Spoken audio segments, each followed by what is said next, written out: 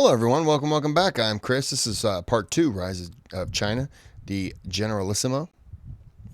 Before we get started, if you can click on that, please, bare minimum.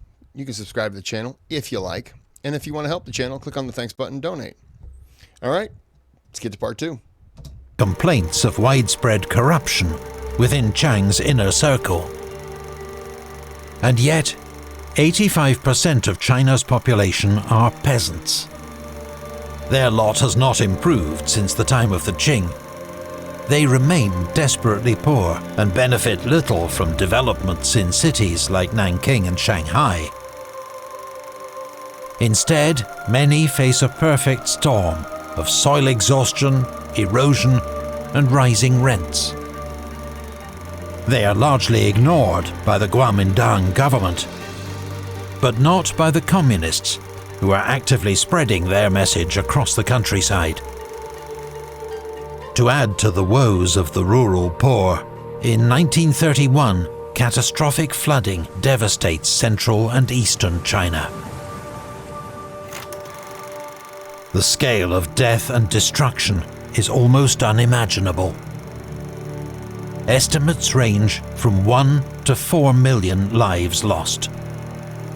It's one of the worst natural disasters in human history.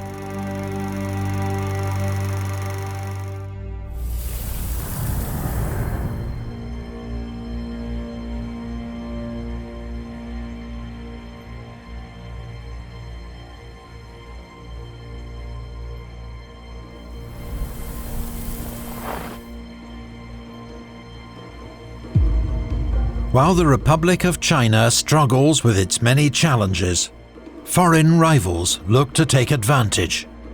For decades, Japan has been extending its territory and influence at the expense of neighbors. Now, against a backdrop of heightened militarism and nationalism, some in Japan see China as the obvious target for further imperial expansion.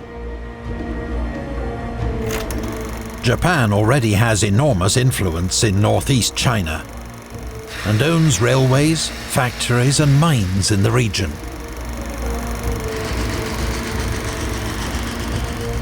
Now their sights are set on the conquest of all Manchuria, rich in resources that Japan lacks. On the night of the 18th of September 1931, outside the city of Mukden,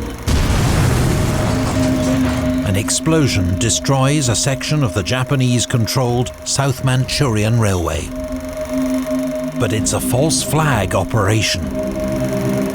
The bomb has been planted by rogue officers from the Japanese Guangdong Army to provide a pretext for the conquest of Manchuria. Ignoring Chinese and international protests, Japanese forces attack.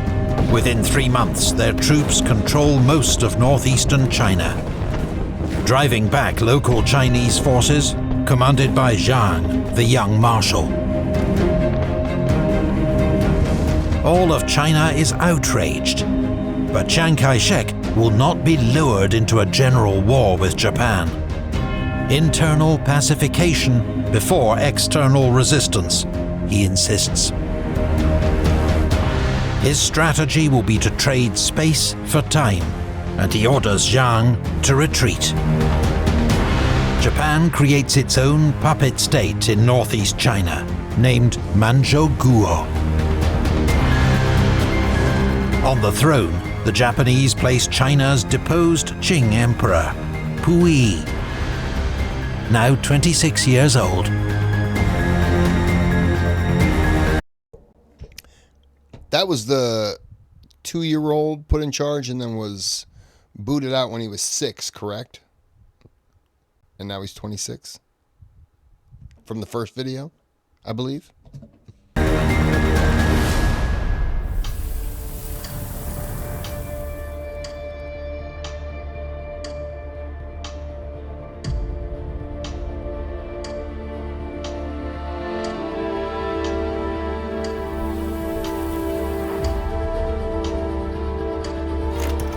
As far as Chiang Kai-shek is concerned, it is the communists, not the Japanese, who pose the greatest threat to Kuomintang rule.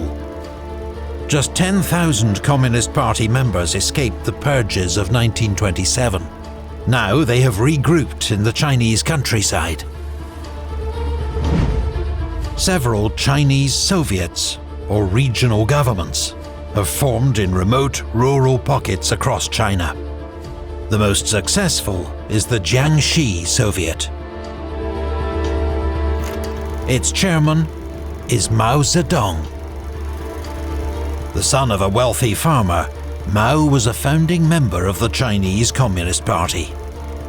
Now he presides over the Jiangxi Soviet, where the communist leadership is based. It controls a total population of more than 3 million, with its own bank, currency and tax system. But Mao is criticized by other party leaders for his ruthless purges of communist forces and loses influence. Zhou Enlai takes over his role in the military leadership. The Jiangxi Soviet is the blueprint for a Chinese communist revolution. For the Kuomintang government, it is an existential threat. Chiang Kai-shek plans a series of encirclement campaigns to isolate and eradicate the communists. His troops face determined resistance from the Communist Red Army. The first, second, third and fourth encirclement campaigns all fail. The war between these two sides is brutal and leads to suffering on a vast scale. Civilians, mostly peasants, find themselves caught between two ruthless forces who do not hesitate to carry out mass executions and torture and shoot anyone suspected of disloyalty. Victims include Mao's own wife, shot by the Kuomintang for refusing to denounce her husband. The death toll from this phase of China's civil war will never be known, but may be as high as 500,000. They shot his wife? Because she wouldn't condemn him? What do you... what? No. Jeez. Wow. Finally, in September 1934, Chiang Kai-shek musters nearly 1 million men to surround, blockade and destroy the Jiangxi Soviet. This time, the weakened communists cannot hold the line. They gradually lose ground until around 100,000 soldiers and civilians remain in a small area around Ruijin. The communist leadership takes the fateful decision to abandon Jiangxi and live to fight another day. Many are killed trying to break out of the Kuomintang trap. The survivors embark on an epic, year-long march led by Zhou Enlai and Mao Zedong. They cross some of China's most forbidding terrain, battling enemy forces, hunger and exhaustion along the way. Fewer than 1 in 10 of the Jiangxi communists complete the 6,000-mile march to Yan'an, where they meet up with communist comrades from around the country.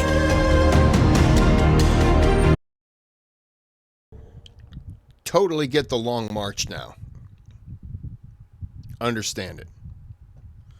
Fewer than 1 in 10 survive the march.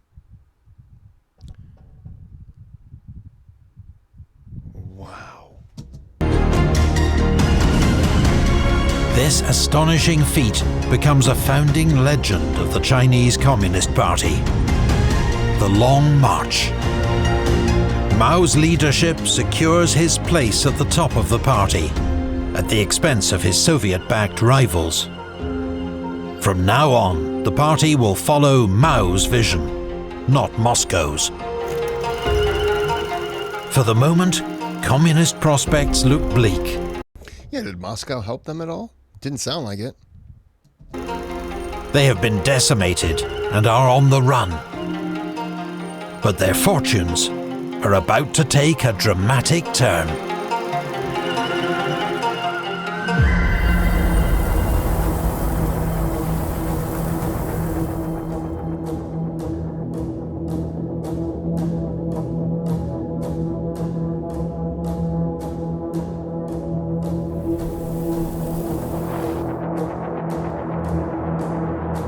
December 1936.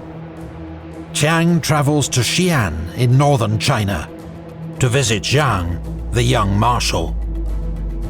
His troops are leading the fight against the communists in their new northern base.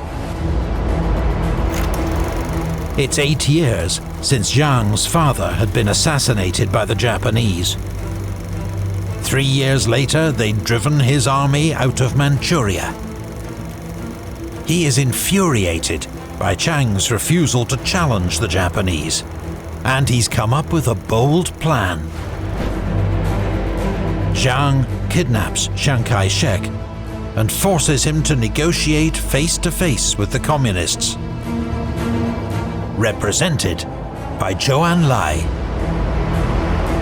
After 2 weeks of talks, Chiang Kai-shek gives in, having promised to end the internal fighting and confront the Japanese. He is released.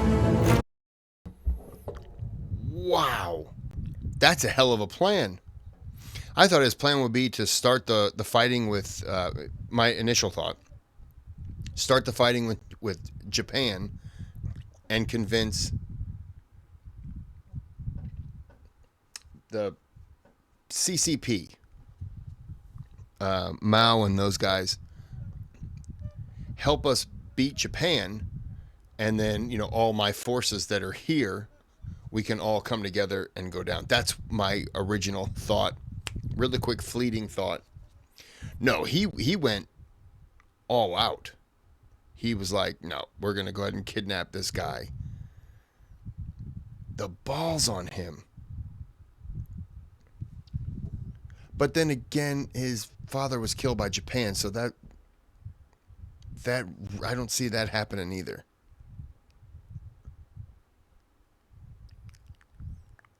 Yeah. As soon as Chiang's safely back in Nanking, he has Jiang placed under house arrest. But on the crucial point, he keeps his word. Chiang agrees to form an alliance with his communist enemies, a second united front, to take on Japan. On the night of the 7th of July 1937, a small detachment of Japanese soldiers demands to enter the walled town of Wanping, close to Peking, to search for a missing soldier. The Chinese garrison refuses. Tensions rise. A shot rings out from a Chinese position. Then, both sides open fire. One of the bloodiest wars of the 20th century has just begun.